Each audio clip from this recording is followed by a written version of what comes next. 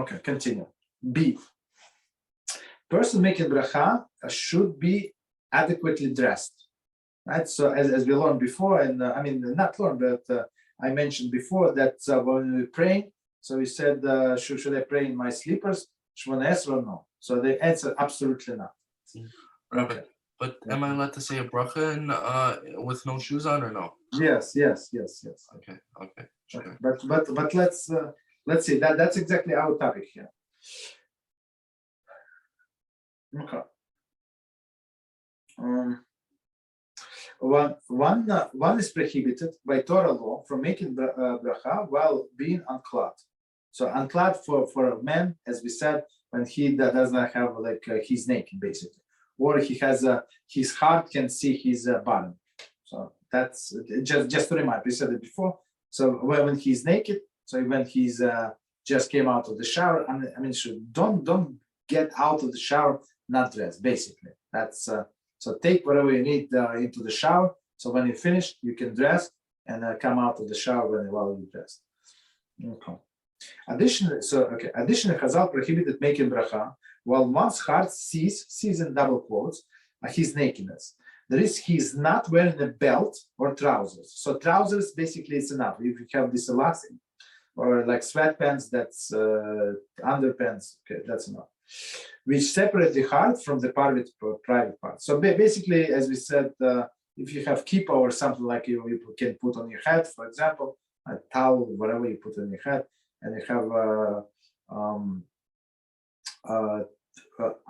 underpants, right? So technically, you can say blessing. Okay. Separation is created when one wears belt, girdle, pants, and undershorts, etc. So as we said before, any type of covering, like the private area, like almost any, like no problem. Or for example, if you put a towel and you put it tight, right? So it's also good for this reason. Okay. For example, is one wearing a bathrobe without a belt and not wears pants, etc. Since there is no separation between his heart and areas below, the bracha may not be made. So basically, as we said before, put the belt like put the rope like tight, cling the tight to your body and stuff like that. Therefore, if one wishes to make a bracha while wearing bathrobe or a gown, he should tie the belt before making the bracha. So a belt could be anything, could be a belt. If there is no belt, he should hold material of the rope firmly against his body at the heart or below. So like here, from the heart or below, an area below, thereby creating separation. Bediavad after the fact, if he did not do so. If one made bracha without demarcating his heart from the lower parts, the bracha, according to many paskim, is valid. Accordingly, new bracha may not be made. Okay, so here is again this very important principle. So even if minority paskim say that this bracha or whatever thing it's okay, so after the fact we do not repeat it.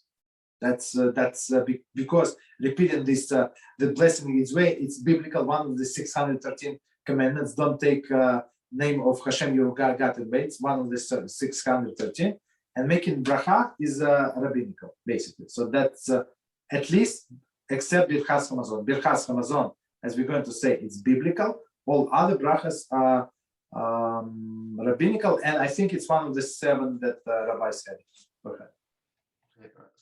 Okay. So we said that he has to be adequately dressed. So after the fact, we said even when there was no separation between his heart and his lower parts, since many paskim say don't, so it's valid, so don't repeat. Okay.